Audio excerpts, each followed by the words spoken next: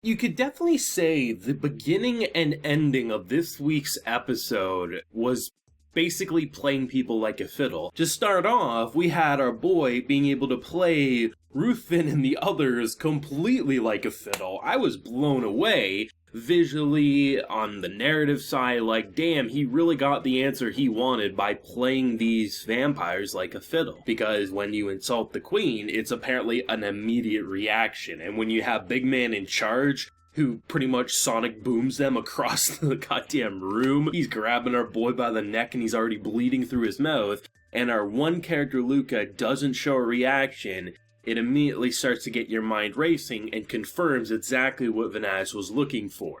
So, played like a fiddle. Perfect. Excellent.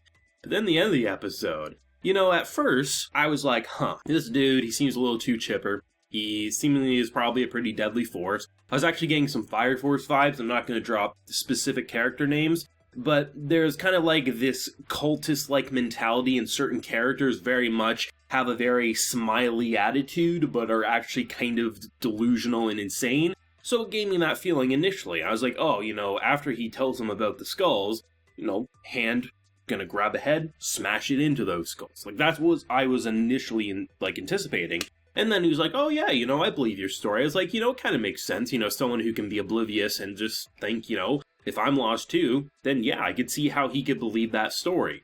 So when we saw them get played like a fiddle and he just completely switches, flashbang for vampire, human in a cage, I was like, wow.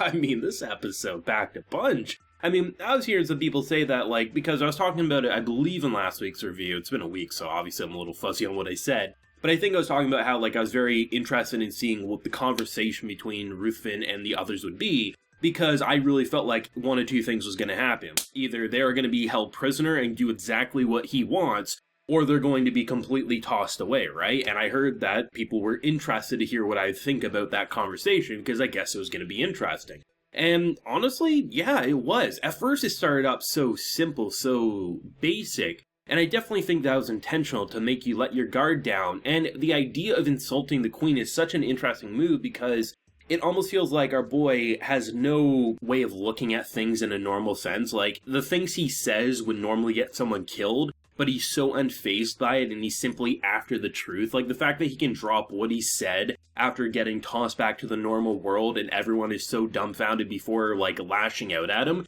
It's something that should happen. It's something that doesn't make sense. And seriously, honestly, him bleeding through his mouth is something I could expect. I mean, if you said, this man's gonna attack our boy, I'd be like, yeah, he's probably gonna be bruised and broken. But the idea that the entire room was just, shattered, it was basically a sonic boom. Like any ability in a video game where you can, use sound waves to push people away, that's what it felt like. And to see everyone just kind of, in shambles as he's so unfazed, and the fact that he just, the directing building up to them all freaking out, the kind of slow-mo, the filtering with a slight blur, it was so well done. I'm honestly in awe of what they're able to accomplish with that scene, and I'm very curious. I'd love to sit here and say, here's my theories on why Luke is different and why he's hiding certain things and why he's involved, but really, I have no idea. I mean, the scene with the bed and, the queen apparently looking rather, burnt to a crisp is probably the best way to put it.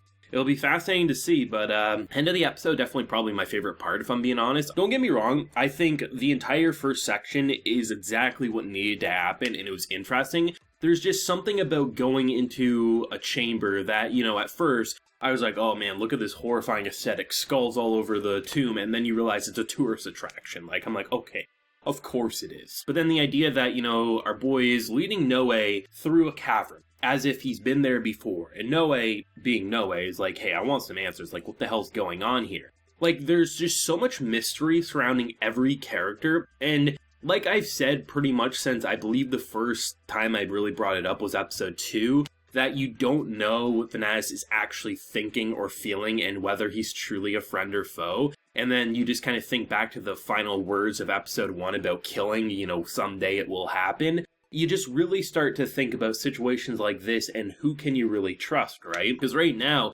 Noe and his relationship isn't actually all that bad. I mean, while they probably don't admit they're friends, they do kind of have each other's backs, it looks like. So a situation like this where, was he leading him to a trap? Was he going to use him as bait? It's kind of interesting to me, and it's very unnerving, and I don't know how that battle's gonna go, because I feel like, I'm not sure if I'm the only one, probably am, but there's a fight in Fullmetal Alchemist, especially in Brotherhood, where I think it's around the dozen mark in terms of episodes, but there's like that one church scene where they're kind of underground and Ed is fighting and you have all these pillars and things like that. I don't know if I'm the only one thinking of the scene that we saw at the end of the episode where our boy's in the cage, other boy basically flashbang, you have all those pillars, a very wide open space. It gave me flashbacks to Fullmetal Alchemist, which is a great thing, because that type of setting for a fight could be very destructive. You have these giant pillars of rocks, they're gonna break and crumble, you're gonna toss rocks around, worry about the ceiling crumbling like on top of you. There's a lot of cool things that can happen in a pretty open environment like that, and it really does have my mind racing if they are going to commit to a fight next week, and I kind of hope they do, because it's honestly a type of situation and scene I don't see enough of. Usually it's the typical, they're on land, there's nothing in their way, and otherwise they're just tossing them through a building. You don't really have those crypt-like fights all that often, so given the mechanics, I kind of hope they really commit to it, because this dude gives me a very similar feel of, like I mentioned, Fire Force, where those cultist characters are smiley, they seem positive, but they can easily behead you in a moment's notice, and that's exactly what this dude gave me, and I'm excited and terrified to see what he's gonna do. Like, I don't think either one of them are gonna die, but, sometimes there's fate's worse than death, and if there's any character I've seen other than Ruthven that could deliver that, it's probably the one we're about to face. I mean, I'm just kind of wondering, where the last 4 episodes of Core 1 are gonna go here, because I imagine next week will be a decent-sized fight, probably escaping, and if they don't escape, then probably,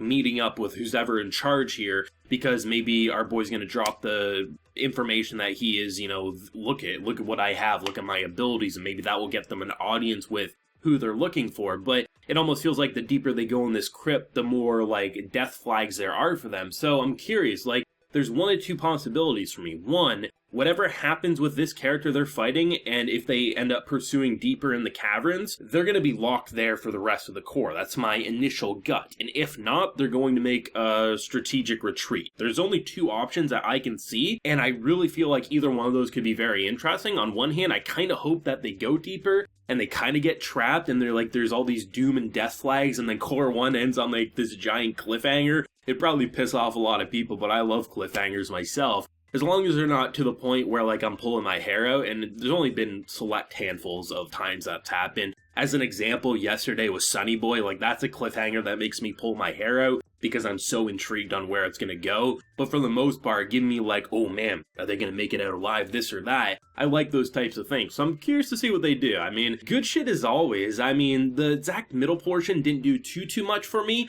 but the beginning and the end, so the first part of the first third of the episode, the last third of the episode, really top tier content. Very excited for more. Let me know your thoughts and feelings. Definitely theories if you have no knowledge of the source material down below. Leave a like if you enjoyed, subscribe if you're new around here. So until next time, everyone, please take care and have a good one.